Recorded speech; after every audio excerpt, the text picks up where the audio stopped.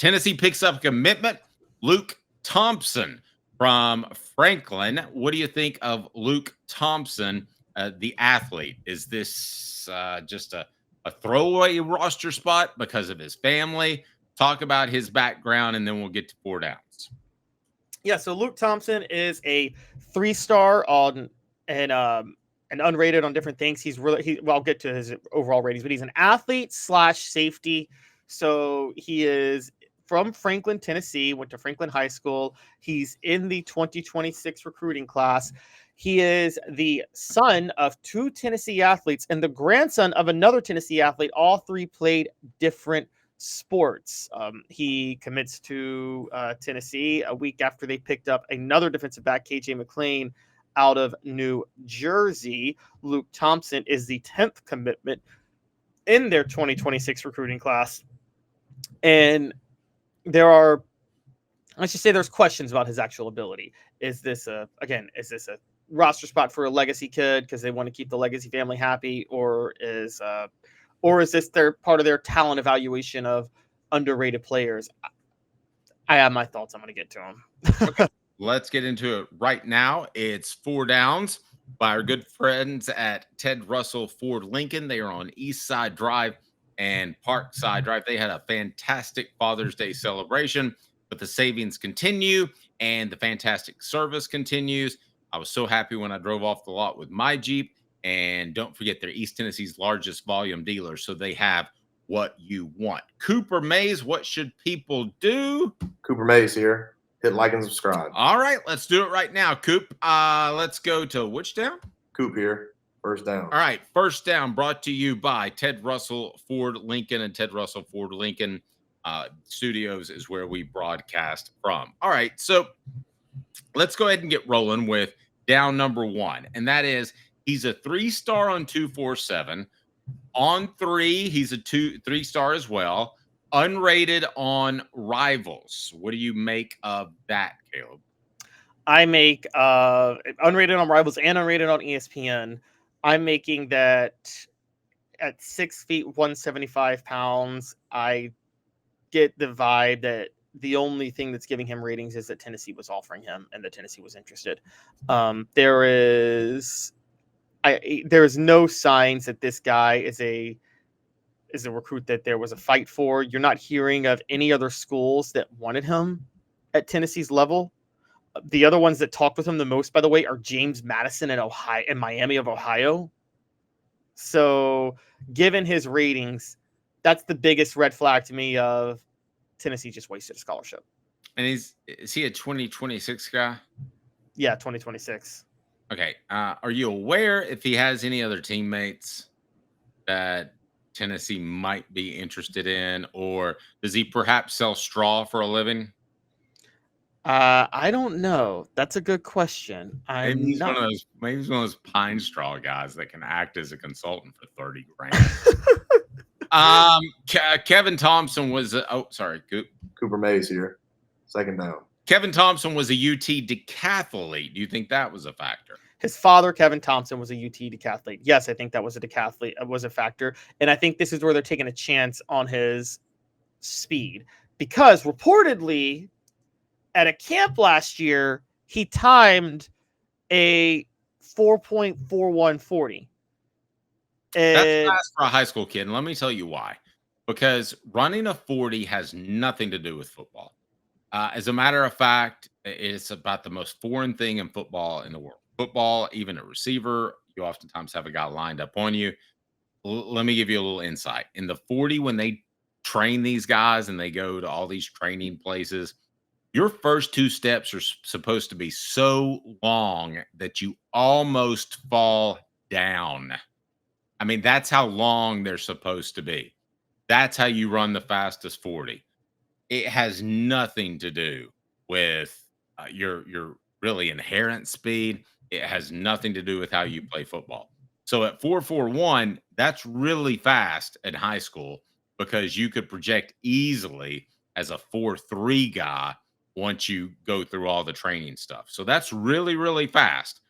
That to me is a major green flag to go get him. His mother, Sharon Thompson, was a UT cross country star. not going to get third down from Coop on that. Oh, sorry. No love. Tennessee center Cooper Mays here. Third down. I'm going to tell Cooper you don't like him anymore. No, Okay, so third down. Yes, Sharon was a cross country athlete. Again, I think this adds to it. Two parents, both again, father Kevin, a decathlon athlete for Tennessee, Sharon, a cross country athlete for Tennessee. This adds more to his speed talk because he also set a high school record for his school with a 10.59 second 100-meter dash at the Class AAA track and field championships. This goes all to the staff is reportedly excited about his potential at safety, even though he saw himself as a wide receiver before he was approached. So I guess with the speed aspect of his parents and their Tennessee ties, maybe they're thinking they can get another Will Brooks in here. Even though his ratings are bad, his physicality is not there. Yeah, but you don't offer a scholarship to Will Brooks. This also makes me think that Tennessee, absolutely right, Dylan, 40-yard dash is a track measurement, not a football measurement. Couldn't agree enough. But you don't go recruiting. You don't spend recruiting dollars, and you don't spend a scholarship out of the chute for Brooks. Will Brooks was a walk-on.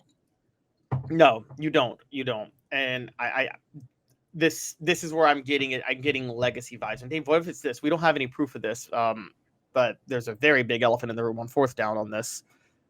Right. Could there be ties that could there be some booster ties that make Tennessee want to offer this kid?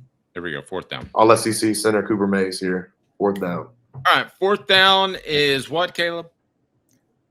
Could there be booster ties? I'm sorry, but fourth down is this. His grandfather, Joe Thompson, played wide receiver for the Vols from 1969 to 1971, led the team in receiving with over 500 yards and 70. That's the same 3 years Fulmer was there, which was they won an SEC title in 69. They won 11-1 and finished in the top 5 in 1970, won the Sugar Bowl, and then in 1971 they went 10-2. And his grandfather, Joe Thompson's biggest year was 1970, going over 500 yards. You wonder if just that's a legacy tie that makes them give him this offer. And again, I don't know how much money the family makes, and I'm not here to question it, but do they give donations to the university? Yeah, that's a factor. I absolutely agree that that's a factor, but I think Travis, if we had a fifth down, brings up the biggest factor. Scholarships don't matter any longer. NIL.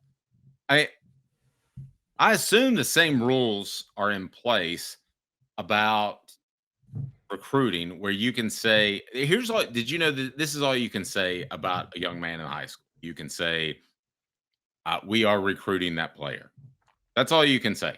You can't say he's really fast. You can't say anything, because to compliment him or to offer any sort of evaluation would be a way for a bigger school like Tennessee with lots of media coverage to provide an advantage. So they're not going, they can't do that. I'm assuming that's still the rule, surely to goodness. But what you can do is you can offer him an invite, and then he can say publicly he's committed, and it sounds like he's going to sign a scholarship.